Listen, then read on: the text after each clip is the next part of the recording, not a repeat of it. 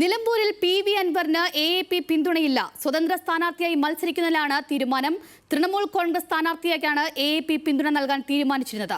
വിവരങ്ങളുമായി നമ്മോടൊപ്പം അനിൽക സേത് ചേരുന്നുണ്ട്. അനിൽക, എന്തൊക്കെയാണ് നമുക്കിപ്പോൾ ഏറ്റവും ഒടുവിൽ ലഭിക്കുന്ന വിവരങ്ങൾ?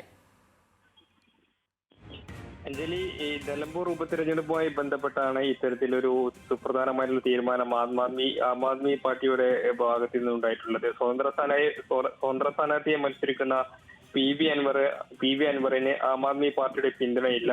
തൃണമൂൽ കോൺഗ്രസ് സ്ഥാനാർത്ഥിക്കാണ് പിന്തുണ നൽകാൻ ആം ആദ്മി തീരുമാനിച്ചിരുന്നത്. എന്നാൽ അൻവർ സ്വതന്ത്ര സ്ഥാനാർത്ഥി ആയതോടെയാണ് ഇത്തരത്തിൽ പിന്തുണ വേണ്ടെന്ന തീരുമാനം ആം ആദ്മിയുടെ കേന്ദ്ര നേതൃത്വം എടുത്തത്. ഉപതെരഞ്ഞെടുപ്പിൽ ആരെ പിന്തുണയ്ക്കേണ്ട എന്ന തീരുമാനം എടുത്തിട്ടുണ്ട്.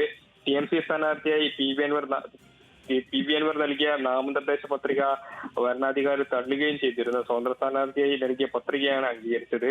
1968 തെരഞ്ഞെടുപ്പ് വിജ്ഞാപനം പാലിക്കാത്തതാണ് അൻവറിന്റെ പത്രിക തള്ളാൻ കാരണമായത്. ഇതുമായി ബന്ധപ്പെട്ട് ഏറ്റവും സുപ്രധാനമായിട്ടുള്ള ഒരു തീരുമാനം, അതായത് ഇന്നലെ നാമനിർദ്ദേശ പത്രിക സമർപ്പിക്കുന്ന ഘട്ടത്തിലൊക്കെ തന്നെ ആം ആദ്മി ഈ TMCയുടെ തൃണമൂൽ കോൺഗ്രസിന്റെ സ്ഥാനാർത്ഥിയായിട്ടുള്ള PV അൻവറിനെ പിന്തുണ നൽകുമെന്ന പ്രഖ്യാപനം ഉണ്ടാവുകയും ചെയ്തിരുന്നു. അഞ്ജലി, ശരി. നിലമ്പൂരിൽ PV അൻവറിന് AAP പിന്തുണയില്ല. വിവരങ്ങൾ നൽകിയത് അനിൽക സേതാണ്.